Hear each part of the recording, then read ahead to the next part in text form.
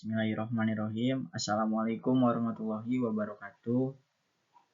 Alhamdulillahirabbil wa bihi nasta'in ala umuri dunya waddin wa ala alihi washabihi ajmain. Amma ba'du. Segala puji bagi Allah Subhanahu wa taala yang telah memberikan kepada kita rahmat taufik hidayahnya sehingga pada kesempatan kali ini kita dapat berkumpul dalam keadaan sehat walafiat dan penuh semangat walaupun dalam tugas video ini. Salawat beserta salam semoga senantiasa tercurah limpahkan kepada junjungan kita Nabi besar Muhammad SAW beserta keluarganya, sahabatnya, dan seluruh umatnya yang istiqomah di jalan Islam hingga akhir zaman. Pada kesempatan kali ini izinkan saya menyampaikan sebuah penjelasan mengenai diskusi dan musyawarah. Pada tema ini sangat penting untuk kita pahami bersama karena dalam kehidupan sehari-hari baik lingkungan sekolah, masyarakat maupun organisasi kita tidak pernah lepas dari kegiatan berdiskusi dan bermusyawarah. Sebelumnya izin memperkenalkan diri, nama saya Resto Islami Pasya. Saya dari Prodi Penjas angkatan 24 dari kelas A. Baik, dilanjut pada materi pertama. Di sini ada pengertian diskusi dan musyawarah. Jadi diskusi adalah kegiatan saling bertukar pikiran antara dua orang atau lebih untuk membahas suatu masalah agar diperoleh pemahaman atau solusi yang terbaik. Musyawarah berasal dari bahasa Arab yaitu suara yang berarti berunding atau berbagi pendapat. Dalam Islam, musyawarah memiliki makna yang lebih dalam, yaitu proses mencari keputusan terbaik dengan melibatkan banyak pihak secara adil, jujur, dan saling menghormati. Musyawarah merupakan ajaran langsung dari Al-Quran. Dalam surat Al-Asyura ayat 38, ayat Allah berfirman, "Dan bagi orang-orang yang menerima keseruan Tuhannya dan mendirikan sholat, sedang urusan mereka diputuskan dengan musyawarah antara mereka." Jadi pada ayat ini menegaskan bahwa musyawarah adalah ciri orang beriman dan menjadi dasar penting dalam membangun masyarakat yang adil, terbuka, dan penuh kebersamaan. Rasulullah SAW juga sering bermusyawarah dengan para sahabatnya, seperti saat menentukan strategi dalam perang Uhud, perang Badar, dan berbagai urusan pemerintahan. Hal itu menunjukkan bahwa musyawarah bukan sekedar kebiasaan sosial, tetapi juga bagian dari sunnah Rasul. Dilanjut. Tujuan musyawarah. Di sini ada tujuan musyawarah menurut Islam. Pertama, Islam itu memandang bahwa tujuan diskusi dan musyawarah bukanlah untuk mencari siapa yang paling benar, siapa yang paling pintar, juga siapa yang menang berdebat, melainkan untuk menemukan keputusan terbaik yang membawa kebaikan bersama-sama. Di sini ada beberapa tujuan utama musyawarah ataupun diskusi dalam Islam itu. Satu, mencari solusi terbaik secara damai, menumbuhkan tanggung jawab bersama, menghindari sikap egois dan individualis, membangun ukhuwah Islamiyah atau juga bisa disebut dengan persaudaraan. Terakhir adalah menegakkan keadilan dan kebersamaan. Dilanjut pada slide selanjutnya, kita akan membahas pentingnya etika dalam diskusi dan musyawarah. Dalam Islam, etika atau adab adalah hal yang sangat penting. Semua aktivitas termasuk berbicara dan bermusyawarah harus dilakukan dengan adab yang baik. Tanpa etika, diskusi bisa berubah menjadi pertengkaran. Musyawarah bisa berubah menjadi perpecahan. Karena itu, Islam memberikan pedoman adab yang jelas agar kegiatan ini menghasilkan manfaat, bukan permusuhan.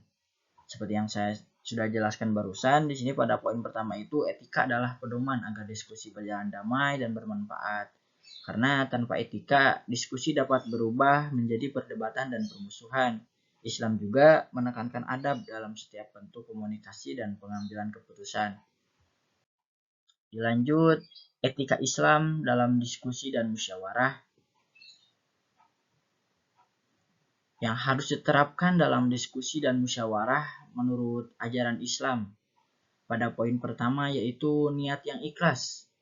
Jadi setiap kegiatan dalam Islam dimulai dengan niat yang baik. Diskusi atau musyawarah harus dilakukan karena Allah, bukan untuk membanggakan diri, mencari kemenangan atau menjatuhkan orang lain.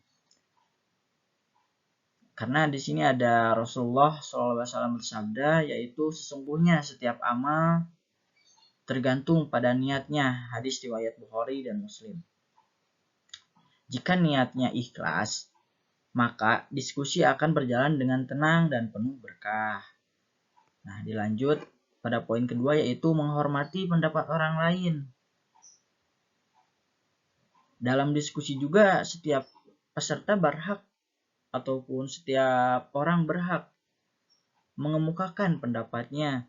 Islam melarang kita untuk meremehkan atau menertawakan pendapat orang lain. Kita harus mendengarkan dengan sabar, sopan, dan penuh penghargaan. Di sini Rasulullah SAW bersabda, seorang muslim tidak mendolimi saudara bagi muslim lainnya dan menghinakan saudaranya. Hadis riwayat Muslim. Dilanjut, di sini ada poin ketiga yaitu tidak memaksakan pendapat. Musyawarah adalah proses mencari kesepakatan bersama, bukan ajang memaksakan kehendak. Setiap orang boleh berbeda pandangan. Karena perbedaan justru bisa memperkaya hasil keputusan. Sikap saling menghargai inilah yang membuat musyawarah berjalan adil dan damai.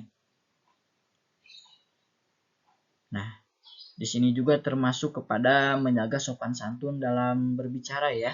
Jadi menggunakan kata-kata yang lembut dan sopan, tidak menyakiti perasaan orang lain. Jadi tutur kata yang baik yaitu bagian dari akhlak mulia yang harus kita jaga, terutama saat berdiskusi di depan orang lain. Nah, dilanjut pada poin keempat, yaitu kita harus menjaga emosi kita dan menghindari pertengkaran. Dalam berdiskusi juga kita harus mampu menahan diri agar kita tidak gampang marah ataupun tersinggung. Karena Rasulullah SAW bersabda di sini, orang kuat bukanlah yang menang dalam bergulat, tetapi orang yang kuat adalah yang mampu menahan amarahnya. Hadis riwayat Bukhari dan Muslim. Jadi sikap sabar dan tenang mencerminkan kedewasaan serta kecerdasan emosional dalam diri seseorang. Dilanjut poin kelima yaitu mengambil keputusan dengan mufakat. Jadi mengambil keputusan diambil bersama dan adil. Setelah semua pendapat didengar, keputusan diambil bersama dengan cara mufakat. Keputusan yang disepakati bersama akan lebih mudah diterima semua pihak dan menghindari rasa tidak puas. Yang terakhir di sini keenam ada jujur dan amanah. Setiap orang yang terlibat dalam diskusi harus jujur dalam berbicara, tidak menyembunyikan fakta atau manipulasi informasi. Allah Subhanahu wa taala berfirman dalam Quran surat At-Taubah ayat 119 yang artinya, wahai orang-orang yang beriman, bertakwalah kepada Allah dan hendaklah kamu bersama orang-orang yang jujur. Karena kejujuran adalah fondasi utama biar supaya hasil musyawarah membawa manfaat dan tidak menimbulkan kerugian bagi pihak lain. Nah, di sini ada manfaat etika diskusi dan musyawarah. Jika semua etika ini diterapkan, maka kegiatan diskusi dan musyawarah akan membawa banyak manfaat. Seperti di sini musyawarah itu bisa menciptakan keputusan yang bijak dan adil. Terus menghindari konflik dan permusuhan, menumbuhkan rasa tanggung jawab bersama terhadap hasil keputusan, membiasakan sikap terbuka, sabar, dan menghargai perbedaan. Dengan kata lain, di sini etika dalam diskusi dan musyawarah bisa membantu kita menjadi pribadi yang berakhlak mulia, berpikir terbuka, dan berperilaku santun sesuai tuntunan Islam. Baik, di sini juga teladan Rasulullah SAW. Rasulullah selalu bermusyawarah dengan sahabatnya, misalnya dalam tadi saya sudah jelaskan itu pada perang Uhud, perang Badar, urusan pemerintahan Madinah. Jadi pada hal ini menunjukkan bahwa musyawarah adalah bagian dari sunnah Rasul. Lanjut di sini poin terakhir kesimpulannya dalam pembahasan kali ini. Jadi etika dalam diskusi dan musyawarah merupakan bagian penting dari ajaran Islam yang menekankan nilai akhlakul karimah, yaitu budi pekerti yang luhur. Musyawarah yang dilakukan dengan etika yang baik akan melahirkan keputusan yang adil, hubungan yang harmonis, serta keberkahan dalam kehidupan bersama. Untuk itu, mari kita jadikan diskusi dan musyawarah bukan hanya sarana mencari solusi, tetapi sebagai ajang melatih diri untuk bersikap sabar, menghargai orang lain, dan menumbuhkan rasa persaudaraan sama umat manusia. Mungkin segitu kesimpulannya dari pembahasan kali ini. Saya juga ingin menasihati barang siapa beriman kepada Allah dan hari akhir, hendaklah ia berkata yang baik atau lebih baik diam. Hadis riwayat Bukhari dan Muslim. Baik, terima kasih. Cukup sekian mungkin penjelasan yang bisa saya sampaikan pada kesempatan kali ini. Mohon maaf bila ada kata yang atau tutur kata yang berkurang berkenan. Mohon dimaafkan. Wabillahi taufik wal hidayah. Wassalamualaikum warahmatullahi wabarakatuh.